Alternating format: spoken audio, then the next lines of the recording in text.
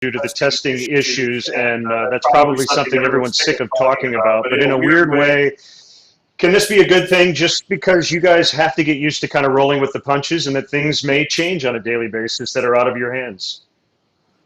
Yeah, I think that's going to be the theme of this season, right? Just kind of adjusting on the fly, getting used to the new things.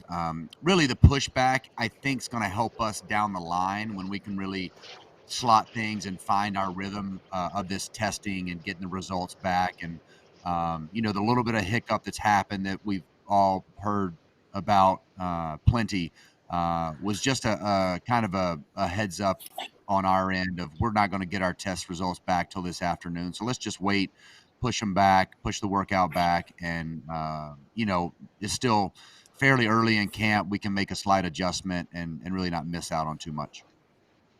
The focus has been on Wrigley Field, but you have a handful of players at South Bend, and I know they're just starting to get going. Can you give us the landscape of what you expect them to do? Will it mirror kind of what you do here? And what staff are kind of running that camp in South Bend?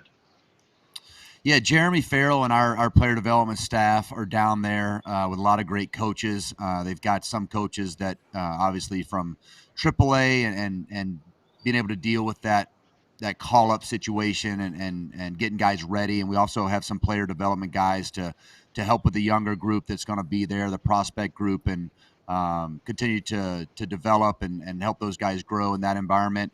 They'll be doing a lot of everything, a little bit of scrimmages, staying ready, bullpens. We've got an R&D group down there, just a full boat of like a little mini minor league camp. And we'll be pulling from that group at times, maybe bringing some of them over, scrimmaging.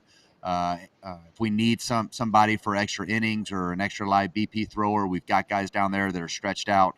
If I get feedback from some of our players that they need more looks and our guys aren't scheduled to throw here, we can quickly call them and bring them over. So they're here to help facilitate us and winning and again, be our depth piece for if something were to happen. Rossi, a few days into this now, and aside from the testing issues, what are you finding to be the biggest challenges? Well, just trying to keep the energy level up. I think that's a big one. The coaching staff is put through a lot. It's a long day for the coaches, for sure. So making sure their spirits are high and continue to get feedback from them. The players have been very responsive. The players, we've got one field, but guys are coming in, getting their work in. So far, just the protocols, continue to stay on top of those things. The mask is a real thing. It's a nuisance at times, but guys are bought in. They're doing it. They're keeping it on. And then mentally, the mental part of this is something that is hard to explain unless you're in the middle of it. I mean, you're waiting on test results. There's some anxiety the night before, from the manager's seat at least. Just waiting to hear back and making sure we're still all up to par and come to work and feel safe. I mean, that's a real thing that never goes away. So, the mental aspect is real and it's tough on the players. And I hope the public understands that. Yeah. Okay. So here we go. Baseball only question. No medical, Nice. no testing, just baseball. Yu Darvish has a pitch that he's calling the Supreme. It sounds like a pizza order. And then I'm seeing reports that he now has 11 pitches in his arsenal. What do you know about the Supreme? And what would be your advice as a manager / former catcher to Yu Darvish heading into this season? See, I like to think tacos when we think about Supreme. That's when we add the sour cream to it. So I'm definitely a Supreme guy. You know what? Yu Darvish, what he can do with the baseball is really special. And when you couple that with the work that our group does in scouting and going over hitters and where they want certain pitches, he's all bought in because of the mix he can do and how he manipulates each individual pitch. Jim, you would probably have 4 and just kind of manipulate him a little bit. He really wants to know what he's doing with each individual pitch and where he wants it, and what quadrant, how far he wants it in, that cutter deep in, the splitty into a lefty or away to a righty. Is he throwing it for strike? Can he go throw backdoor cutters, sliders? The breaking ball has different tilts. The 2 and the 4 seam fastball, obviously.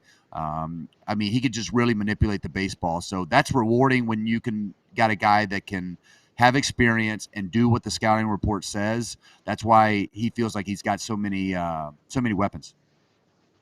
So for Victor and for Wilson, if you have 11 pitches, let's see, you have 5 fingers. So in general, do you just put down split, and if he wants to put a little more, add, subtract, he can do that on his own? I haven't gotten with those guys yet about exactly how they handle all that, but I'm pretty sure him and Vic had a lot of success last year in the second half. He had a great season. They're on the same page. They know what they're doing back there. We'll follow that and facilitate that as things move on. And right now, I'm just kind of keeping my eyeballs on it and communicating with him. I know how hard it is to call a game in general, and we've only got this one hand that we can use. So I'm sure they've got a system that I'm not quite aware of yet, but I'll find out soon enough.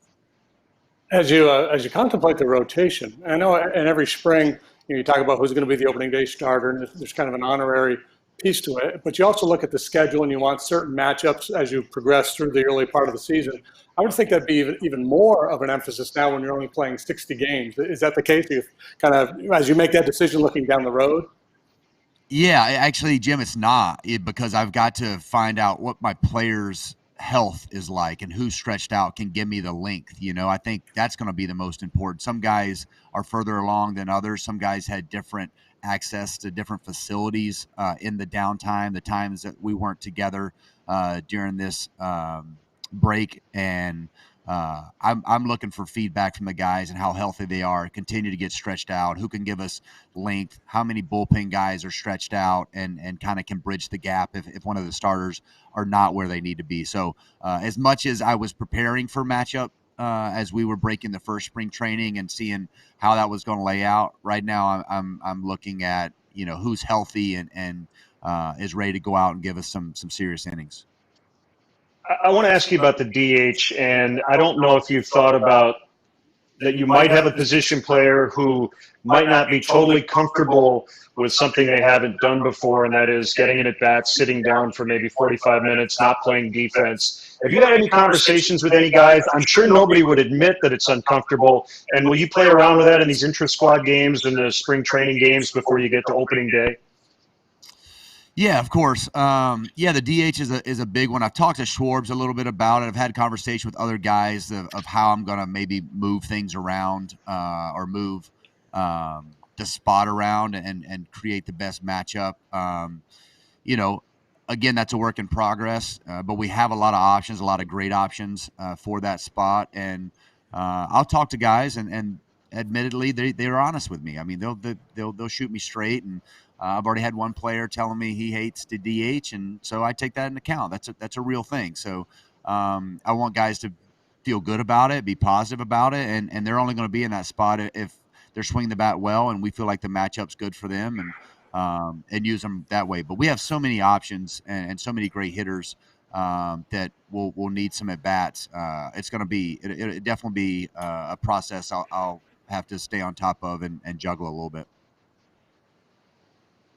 3 or 4 days in, Rossi, in terms of some of these simulated games or scrimmages, do you like what you see? I mean, the bats where they need to be so far? Yeah. I don't know how much you guys have gotten to see, but it's been really impressive. I thought early on it was going to be boring. I knew how far along the pitching staff was and in their downtime, and they've looked great, got their numbers back. Guys look really, really good from an analytical standpoint. And then you see your hitters. I mean, we got guys turning some stuff around that, maybe I was just that bad of a hitter, but these guys look really good in the box. And for the time they had laid off and not being able to see live pitching and what we've been able to do in this short amount of time, I've been really impressed where the hitter's at and their approach. And it's good, man. I'm really thankful and excited for their work, and it's been good so far. Rossi, we always appreciate the time. Thanks so much. Love talking to you guys. Y'all have a good one. Thanks, Rossi. Thank you, sir. You got it. Good to see you guys. See you, man. You guys